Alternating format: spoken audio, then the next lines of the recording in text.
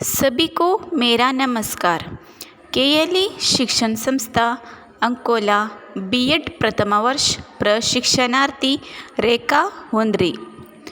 आज हम 9वीं कक्षा का 5वां पाठ मौसी के बारे में पढ़ेंगे। लेखक भीष्म साहनी। सन 1959 15 अगस्त 7 को रौलापीठ में भीष्म साहनी का जन्म हुआ। एमए पीएचडी तक उन्होंने शिक्षक पाई है। साहनी जी हिंदी, अंग्रेजी, संस्कृति, रूसी, पंजाबी आदि भाषाओं का ज्ञान है। इस पाठ का आशय प्रस्तुत पाठ में मौसी के निस्वार्थ सेवा मनोभाव का चित्रण है। इस कहानी से बच्चों को परोपकार बढ़ने, बुजुर्ग के प्रति आदर और असहायकों की मदद करने के प्रेरणा मिलती है। इस पाठ में मौसी का निस्वार्थ मनोभाव का चित्रण किया है। उस औरत को मौसी कहकर पुकारते थे। बच्चों भी और बड़े उम्र लोगों भी मौसी सबको माँ की जैसी प्यारी बनी थी। सबके सुख दुख के समय के साथ देती थी। बच्चों को लिए तो वह सेवा की मूर्ति बनी थी। प्रतिदिन दोपहर होते होते मौसी स्कूल के पहाड़ पर पहुंच जाती थी। जैसे ही छुट्टी की घंटी बजते वैसे ही बच्चों भागते हुए बाहर निकलते और मौसी के कंधों पर अपने अपने वस्त्र डाल देते। मोहल्ले के सभी बच्चों उसे घेर रहते थे। इस तरह मौसी सभी के सुख दुख के समय के साथ देने वाला सेवा का मूर्ति बनी थी। दोपहर टलने पर मौसी नीम के पेड़ तले जा पहुंचती थी, जहाँ सभी बच्चों खेल करते थे। मौसी को बच्चों के साथ खेलना, उन्होंने कहानियों, चुटकुलों और पहेलियों सुनाना बहुत पसंद था। वह तोता तोती की कहानी, घाट के घोड़े की कहानी, विराजित कहानी आदि सुनती थी। मौसी बच्चों को खिलाने के लिए अपने पास चेने, टिकिया, मूंगफली आदि कुछ न कुछ रखती थी। वह बच्चों से अपनी बेटा बेटी जैसी प्यार करती थी।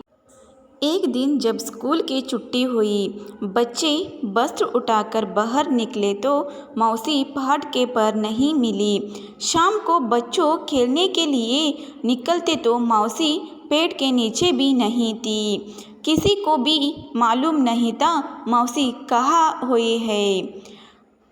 कोई दिन बीत गई पर मौसी कुछ पता नहीं चला। उसके दिन सारा मोहल्ला सुना सुना लगता था।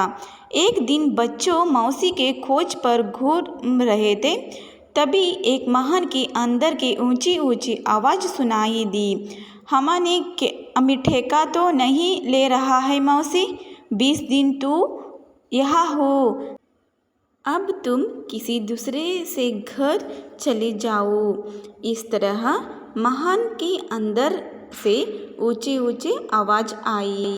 मौसी का नाम सुनाकर बच्चे खड़े हुए हैं। बंद दरवाजा से दार में इंकर देखा तो मौसी एक खाट पर लेटी थी। उसके बाल उलझ हुए और चेहरा सूखा हुआ था। मौसी को ऐसी स्थिति में देखकर बच्चों को बहुत दुख और गुस्सा आया। दूसरे दिन बच्चों हॉकी मैच खेलकर लौट रहे थे तो रास्तों में फूल के पास मौसी बैठी नजर आई। उसके पास एक लौटी कटोरी भी थी। मौसी को देखकर सभी उसे घूर प्रश्न पूछने लगा। तो इतनी दिन कहाँ थी मौसी? यह क्यों बैठी हो? एक दिन पूछा। मैं यहाँ से जा रही बेटा। इस तरह बच्चों मौसी को प्रश्न पूछते हैं। दुकान के सामने एक खाट भी थी। 2-3 लड़कों भागकर खाट उठा लाए हैं। उस पर मौसी को जबरदस्ती में बैठ दिया। खाट को सीधे नीम के पेड़ के नीचे ले आया। कन्या भागकर अपने घर से दीरे और तकिया लाया।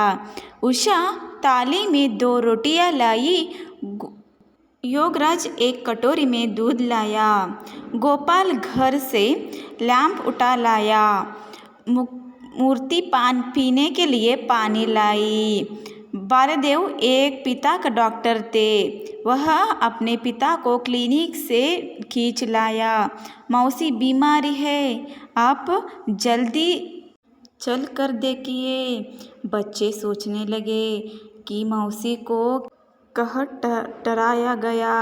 उन्होंने निर्णय लिया कि वे भारी भारी से उसे अपने घर में रखेंगे। बाद में उन्होंने हेडमास्टर जी से विनती की मौसी को स्कूल में काम दिया जाया। हेडमास्टर ने मान लिया और मौसी को रहने के लिए स्कूल में एक कोठरी भी दे दिया।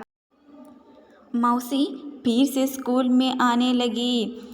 बच्चों उसे घेर रहते हैं। वह उन्होंने कहानियाँ सुनाती। कभी कभी लाठी टेरती हुई महलों के चक्कर उठाती। सभी घरों में जाकर उन्होंने कुशल क्षेम पूछती। इस तरह बच्चों के प्रेम व स्नेह भाव के मौसी के जीवन में खुशी के दिन लौट लाए। धन्यवाद।